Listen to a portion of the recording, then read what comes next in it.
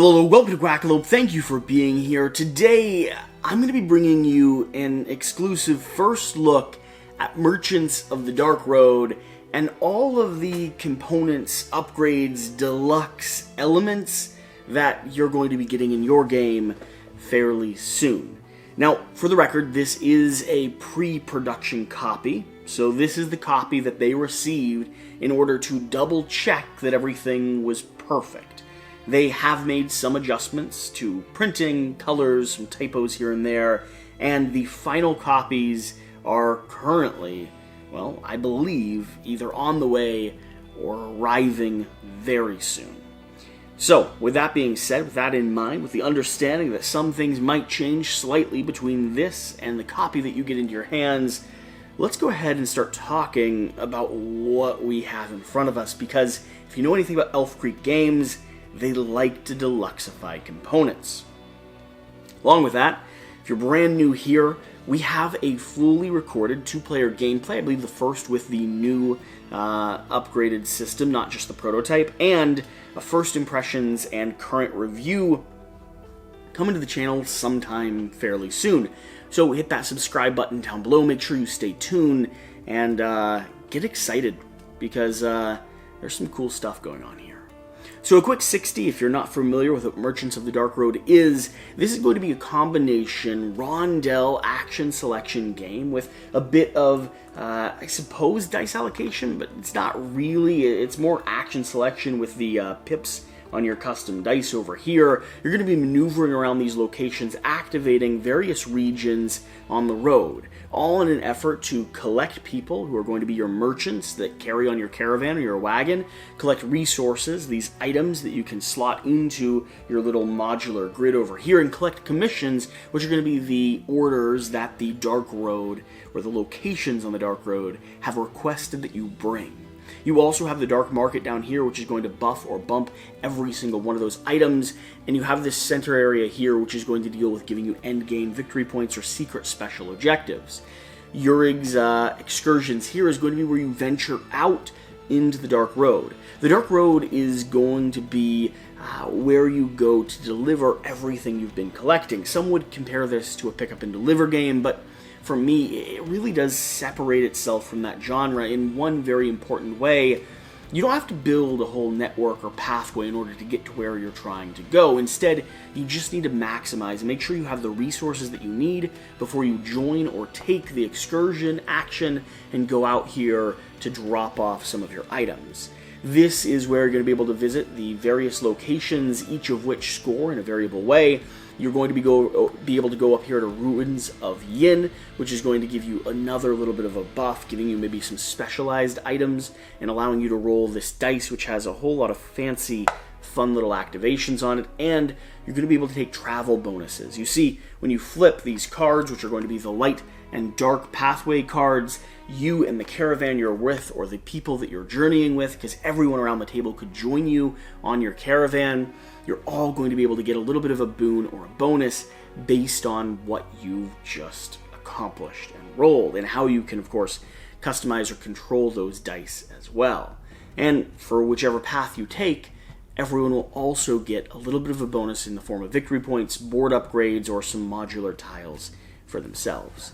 The main course of play is going to deal with you taking a die and maneuvering it up your track here, slotting it into a location, bumping another die out of a location, taking the resulting benefit or action.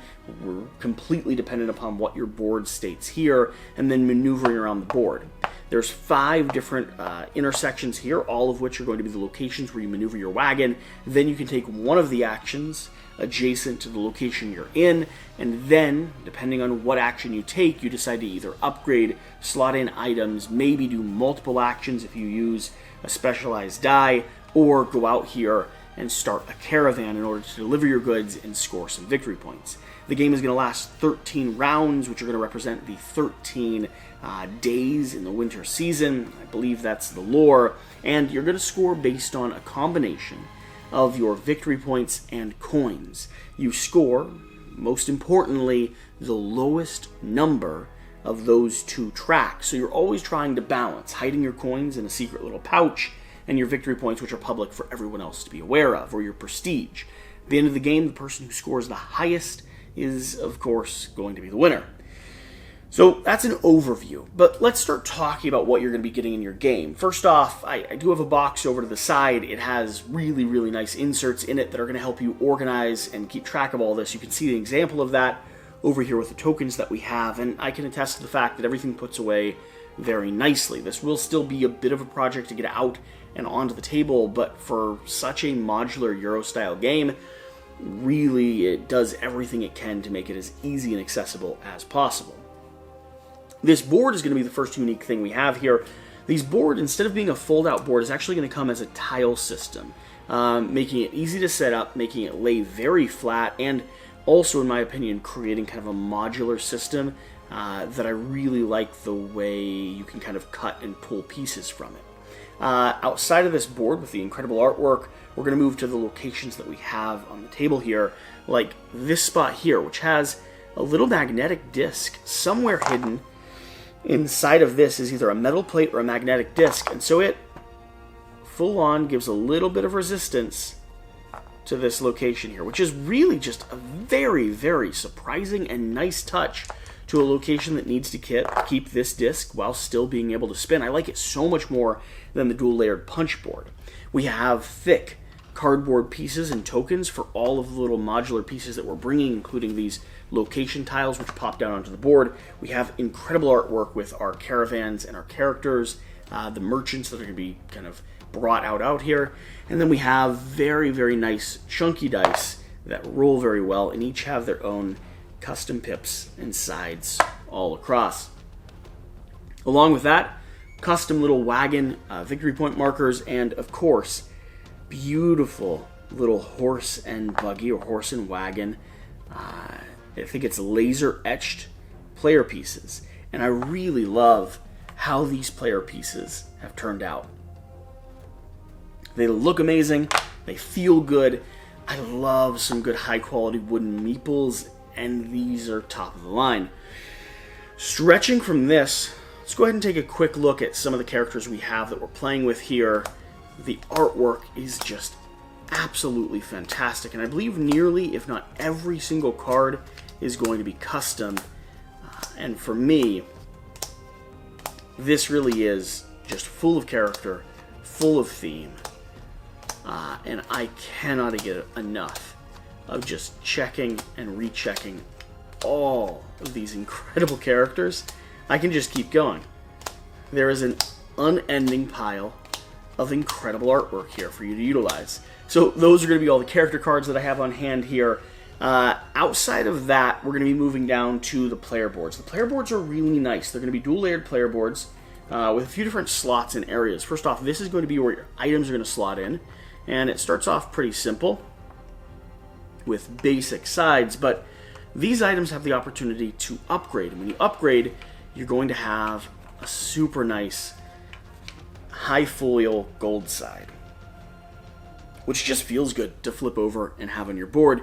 You're going to have different cutout regions, which are going to be designators for what you're keeping. For instance, your mount will pop here to the side. I have the fully upgraded cardboard piece here with Woolsworth. You're going to have these main locations where you're going to be keeping your dice. These are going to pop up as you're playing the game, triggering various actions, and along with that, this is going to be a modular location where you can actually slot in pieces to upgrade your actions throughout the course of the game as well. This location here is for the lanterns, and you are going to have some pieces that lock into these locations, giving you a permanent benefit or boon, but you also either have the ability to stand these or lay these sideways as if they're hanging from the side of your caravan. That's why that bottom cutout is there, and it also conveniently makes it easy to flip these up. And then of course we have a little notch down here for our horseshoes and our high quality little gemstones. Now, the components themselves, the dice are nice and thick. I don't think these are quite the type that you're going to be getting in your final production copy. I think they've added or changed the color just slightly, but I like the custom dice, and the dice we have here feel very nice. We have a whole handful of these crystal gems, which are going to be the amber resource that you're able to collect. These are nice and thick and chunky and feel really good in the hand. I haven't checked the mouthfeel yet on them. The lanterns are actually way more detailed than I would expect even high-quality kind of upgrade component lanterns to be. So those are very, very nice. And then finally, these pieces here, the horseshoes, of course, are going to have the clink of metal. And these are very, very heavy-duty little pieces. And the amount of little detail and casting detail in all of these are also really, really nice. Each player board is going to be slightly different. For instance, we have the yellow and the white player here. So they're going to have their own custom kind of aesthetic and style, and you're going to have your own custom characters and player boards that you're playing up with. We have a whole stack of various creatures which will be going on the journey with you. I have a few of them here I can show off. We have this entire tray with our upgraded components, and I've already showed you the gold foil side and the normal side for the upgraded and unupgraded resources.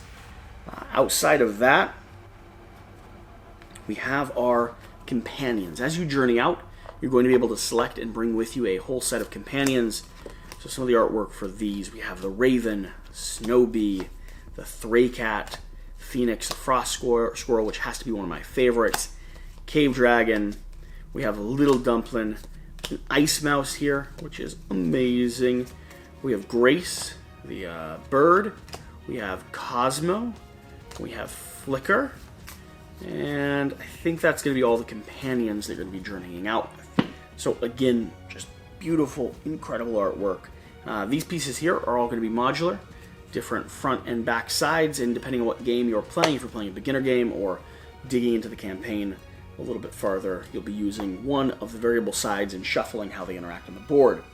We also have these pouches. In the deluxe version, you're going to have these high-quality pouches with drawstrings to close them up, if you'd like. Nice little metal end caps on these, and this is going to be where your money is going to pop into, which is one of your potential win conditions. So these are actually really nice. They have a stitching that keeps the inside pocket from buckling in on itself, which makes them very pleasant to play with, and it does feel very good to just drop money and coins and everything into your little change purses there. Outside of that, I think we've covered nearly everything I have in front of me. The only thing I don't have to show off is going to be the metal upgraded coins, which is actually an additional upgrade on the campaign beyond the deluxe level, because the degree of detail and just production quality on these metal coins goes above and beyond what you would expect and what would be reasonable to charge for a whole collective package. They want to make sure you could upgrade the core of the game, and if you wanted the metal coins, you had an option to get them, but it wasn't a requirement to get everything else up to level, because from what I've heard and seen when it comes to photos and videos of these metal coins, they're absolutely mind-blowing. With that being said, like I said, we have already sat down and played, done our first impressions, done a full, thoughtful review. And we also have all of these cards here, which are going to be the location cards that you go to as you're journeying down the dark road and determining what path you want to take. The artwork, again, thematic, little bits of flavor text on each one of these. And these are just going to set the stage for the world, the experience of it all. Yeah, it's beautiful. I know. So, we have a gameplay, we have a first impressions. I just want to sit down, show off the components, share a little bit of information, because I know there's a lot of people that are super excited about this. Let you know that it's really good. And get you excited, get you hyped. If you back this, let me know in the comment section down below. I cannot wait for the audience that supported this to get this into their hands. This is going to become a game that a lot of people love quite a bit. So, with that being said, whatever the case, whatever you do, remember to do the important thing. Go to sleep. That's what's next on my agenda. And we'll see you next time. Thank you.